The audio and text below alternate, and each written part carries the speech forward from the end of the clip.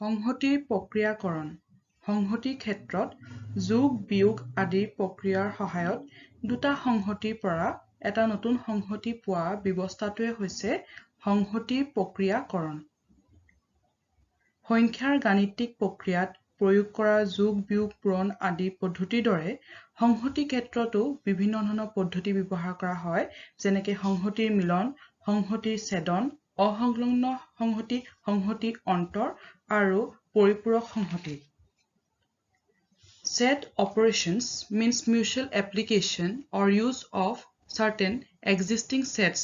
in a manner to produce another new set as desired. The various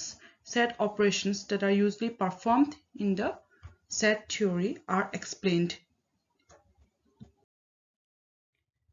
Operations of sets, which means the process of formulating new sets from given sets by the way of well-defined definitions.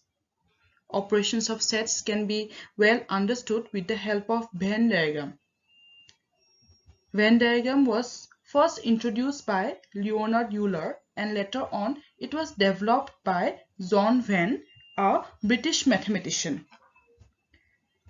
আমি সংহতিৰ বিভিন্ন সম্পৰ্ক যেনে সংহতিৰ মিলন, ছেদন, সংহতি অন্তৰ আদি ধাৰণাবোৰ চিত্ৰৰ সহায়ত প্ৰকাশ কৰিব পাৰো আৰু এই চিত্ৰসমূহক ভেন চিত্ৰ বুলি কোৱা হয়। এতিয়া আমি সংহতিৰ প্ৰক্ৰিয়াকৰণবোৰৰ বিষয়ে অধ্যয়ন কৰিম। প্ৰথমটো হৈছে সংহতিৰ মিলন অৰ্থাৎ union of sets. The union of two sets A and B written as A union B is the set of all elements which belong either to A or B or to both A and B. যদি দুটা সংহতি ধৰা হওক A আৰু B হয় তেন্তে দুয়োটাৰ উপাদানসমূহক লৈ যি নতুন সংহতি গঠন হয় তাকে A আৰু Bৰ মিলন বোলা হয়। এতিয়া উদাহৰণস্বৰূপে চোৱা A is equal to 1, 2, 3, 4, B is equal to 3, 4, 5, 6 তেন্তে A union B হ'ব কি is equal to 1, 2, 3, 4, 5, 6 ইয়াত আমি যিটো A union B পাইছো হেতু কি হয় হেতু দুয়োটা সংহতিৰ উপাদানসমূহক লৈ আমি যিটো নতুন সংহতি গঠন হৈছে A union B হেতুৱে হৈছে তোমাৰ A আৰু Bৰ মিলন A union B দুইটা সংহতিৰ উপাদানসমূহক লৈ আমি যিটো নতুন সংহতি এটা পাইছো হেতুৱে হৈছে A union B হেতু আমি চিত্ৰৰ সহায়ত ভেন চিত্ৰৰ সহায়ত দেখুৱাব পাৰো ইয়াত আমি গুটেই দুটা কি কৰিছো আমি দুটা সাৰ্কেলক আমি এনেকৈ মিলাই দিছো আৰু ইয়াত আমি দেখিছো যে দুটা সেটৰে A আৰু B দুটা সেটৰ কমন এলিমেন্টস কিটা হৈছে 3 আৰু 4 হয়নে যেটো আমি A union B হয় তেতিয়া আমি কি কৰিব লাগিব গুটেইটো আমি শেডেড কৰি দিব লাগিব গুটেই শেডেড কৰি দিব লাগিব এনেকৈ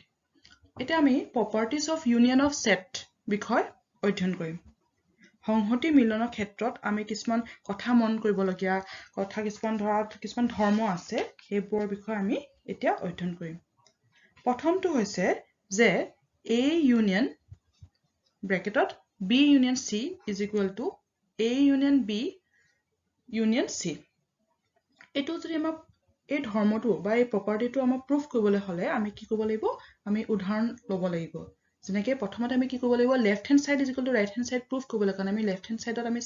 দেখিছো যে ইয়াত আমি কি কৰিব লাগিব প্ৰথমে ব্ৰেকেটটো আমি সলভ কৰিব লাগিব দেই আৰু ব্ৰেকেটত কি আছে B union C আমি B কাৰণে কিছুমান এলিমেন্টস লৈ লৈছো ধৰা 3 4 5 6 আৰু C কাৰণে লৈ লৈছো 5 6 7 8 তেনে B union C হ'ব কি is equal to 3 4 5 6 7 8 আমি দুটা B আৰু C দুয়োটাৰে উপাদানসমূহক লৈ আমি এটা নতুন সংহতি গঠন কৰিছো যেটো B union C বুলি কোৱা হয় তাৰপিছত কি হ'ব A union B union C is equal to কি হ'ব তেতিয়া 1 2 3 4 A ধৰি লৈছো ধৰা 1 2 3 4 তেতিয়া union B union C আমি যেটো পাইছলো হেতু আমি ইয়াত লিখিব লাগিব 3 4 5 6 7 8 তেতিয়া তোমাৰ কি হ'ব A union B union C is equal to 1 2 3 4 5 6 8 6 7 8 তাৰপিছত এতিয়া আমি লেফট হ্যান্ড সাইডটো কৰা পাছত তাৰ ৰাইট হ্যান্ড সাইডত আমাৰ কি আছে প্ৰথমতে ব্ৰেকেটত আছে A union B তেনে আমি A union B টো আমি কিমান পাইছো 1 2 3 4 5 6 ইউনিয়ন আমি কি কৰিব লাগিব C টো 5 6 7 8 তাৰপিছত সেই দুটা আমি ইউনিয়ন কৰিব লাগিব A union B union C তেতিয়া আমি পাইছো যে 1 2 3 4 5 6 7 8 তেনে আমি প্ৰমাণ কৰিব পাৰো যে ইয়াত যে left hand side is equal to right hand side যে এটো প্ৰপাৰ্টিটো সত্যতা আছে আমি নেক্সট প্ৰপাৰ্টিটো চাও ধৰা A union A is equal to A ইয়াত আমি A সেটটো লৈছো ধৰা 1 2 3 4 হেতুক আমি ইউনিয়ন অফ A যদি কৰো A union A is equal to কি হ'ব তেতিয়া 1 2 3 4 ইজ ইকুয়াল টু A হ'ব দছে মানে A union A is equal to A হল তাৰপিছত নেক্সট প্ৰপাৰ্টিটো হৈছে phi union of A is equal to A phi মানে হৈছে phi is a null set দে হেতু ইউনিয়ন A যদি কৰো তেতিয়া আনসাৰটো কি হ'ব A হ'ব তাৰপিছত নেক্সট প্ৰপাৰ্টিটো হৈছে A union B is equal to B union A ইয়াত আমি A ইউনিয়ন B কৰিবলৈ কাৰণে আমি A সেট এটা লৈ লৈছো 1 2 3 4 B লৈছো 2 3 4 তাৰপিছত সেই দুটাৰ আমি ইউনিয়ন কৰিছো A ইউনিয়ন B 1 2 3 4 তাৰপিছত আমি নেক্সট আমি কি কৰিছো B ইউনিয়ন A আমি কি কৰিছো 2 3 4 B টো আগত দিছো ইউনিয়ন A তেতিয়া 1 2 3 4 আমি ইয়াত দেখিছো যে left hand side is equal to right hand side A union B is equal to B union A তাৰপিছত নেক্সট প্ৰপাৰ্টি হৈছে U union A is equal to U মানে হৈছে এটা ইউনিভাৰ্সাল সেট বুলি ক'লে কি হ'ব সাৰ্বজনীন সংহতি এটা U সেটটোত আছে ধৰা ইজ ইকুয়াল টু 1 2 3 4 5 6 7 8 আৰু A ইজ ইকুয়াল টু কি আছে 1 2 3 4 তেন্তে আমি U ইউনিয়ন A কৰো যদি তেতিয়া আনসাৰটো কি হ'ব ইজ ইকুয়াল টু U মানে ইউনিভাৰ্সাল সেটটোৱে ওলাব if B is a proper subset of A then A union B is equal to A এটা নিৰ্দিষ্ট সংহতি ধৰা হওক A হৈতে তাৰ এটা উপসংহতি ধৰা হওক B মিলনৰ ফলত সৃষ্টি হোৱা সংহতিটো হ'ব হে নিৰ্দিষ্ট সংহতিটোৱে যেটো হৈছে A ইয়াত আমি উদাহৰণ স্বৰূপে চোৱা A is equal to 1 2 3 4 B is equal to 2 3 4 ইয়াত আমি ক'ব পাৰো যে B হৈছে A প্ৰকৃত উপসংহতি মানে কি B সংহতি A প্ৰকৃত উপসংহতি হ'ব যেতিয়া B গঠিত হোৱা উপাদান সমূহৰ উপৰিও A অতিৰিক্ত কিছুমান উপাদান থাকিব তেতিয়া আমি ক'ব পাৰো যে B হৈছে A প্ৰকৃত উপসংহতি ইয়াত অতিৰিক্ত উপাদান কোনটো হৈছে 1 হয়নে if each and every element of set B are the elements of set A and there exists at least one element in A that does not belong to B then we can say that B is said to be a proper subset of A and here the extra element is 1 সেইকাৰণে আমি ক'ব পাৰো যে B is a proper subset of A ইয়াত যদি B is a proper subset of A হয় তেন্তে A union B টো কি ওলাব is equal to A হ'ব তাৰপিছত আমি নেক্সট অপাৰেচনটো বিষয়ে পঢ়ো বলা ইন্টাৰসেকশন অফ সেটস সংহতি ছেদন দুটা সংহতি ধৰা হওক A আৰু B থকা উমহতীয়া বা সাধাৰণ উপাদান সমূহৰ দ্বাৰা গঠিত হোৱা নতুন সংহতিটোক আমি A আৰু B ছেদন বুলিব পাৰো The intersection of two sets A and B is the set of all elements which are common to both A and B ইয়াত উদাহৰণ স্বৰূপে চোৱা A is equal to 1 2 3 4 B is equal to 3 4 5 6 তেন্তে A intersection B বা A ছেদন B A আৰু B ছেদন ওলাবলৈ কাৰণে আমি কি কৰিব লাগিব A intersection B is equal to কি হ'ব 3 4 দুটা সেট যিকিটা দিয়া আছে A আৰু B ইয়াৰ কমন এলিমেন্টস কিটা কি A 3 4 আৰু B টো আমি দেখিছো 3 4 ইয়াৰ কমন এলিমেন্টস টো হৈছে 3 4 তেন্তে A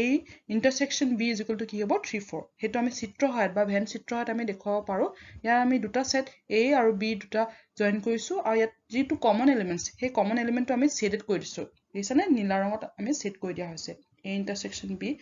ইয়াত আমি দেখিছো যে 3 4 হেতু কমন এলিমেন্ট হৈছে দুটা সেটতে আছে হেতু আমি ছেডেড কৰি দিছো Properties of intersection of set সংহতি ছেদনৰ ক্ষেত্ৰত ধৰ্মসমূহ প্ৰথম ধৰ্মটো হৈছে যদি দুটা সংহতি ধৰা হওক A আৰু B কোনো উমহতীয়া উপাদান নাথাকে if there are no common elements in two sets A and B then A intersection B is equal to phi দুটা সংহতিৰ উপাদানবোৰ স্বতন্ত্ৰ হয় তেতিয়া দুটা সংহতিৰ ছেদনৰ ফলত এটা ৰিক্ত সংহতি বা শূন্য সংহতি পোৱা যায় ৰিক্ত সংহতি ইংৰাজীত কি বুলি কোৱা হয় এটা null set. A null set is a set which contains no elements. শূন্য সংহতি হৈছে এটা সংহতি য'ত কোনো উপাদান নাই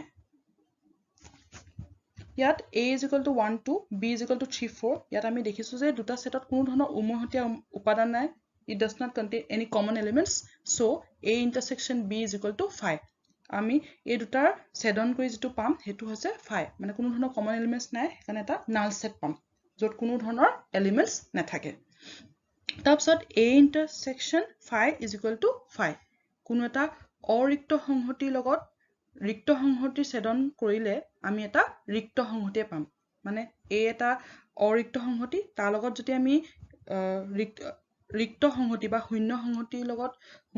সংহতিটো ছেদন কৰো তেতিয়া আমি তাৰ আনসাৰটো কি পাম is equal to 5 আমি এটা নাল সেট পাম যেটো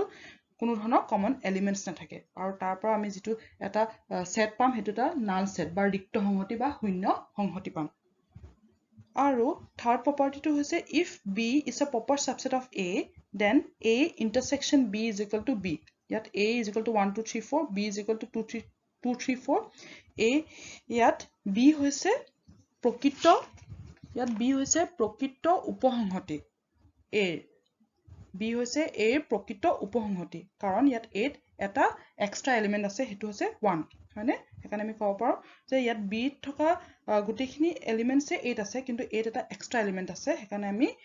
b is a proper subset of a বুলি ক'ব পাৰো b হৈছে a প্ৰকৃত উপসংহতি আৰু তেতিয়া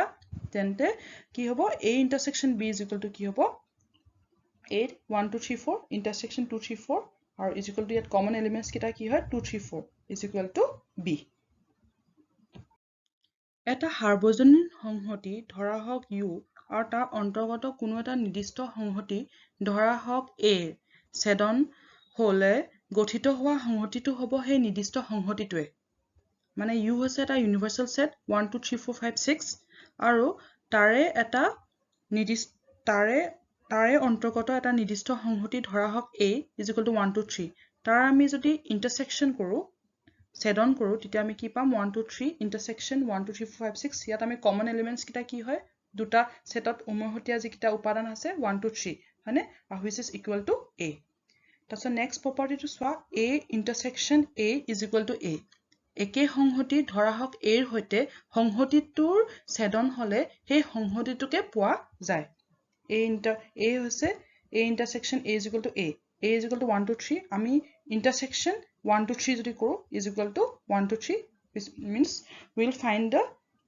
set itself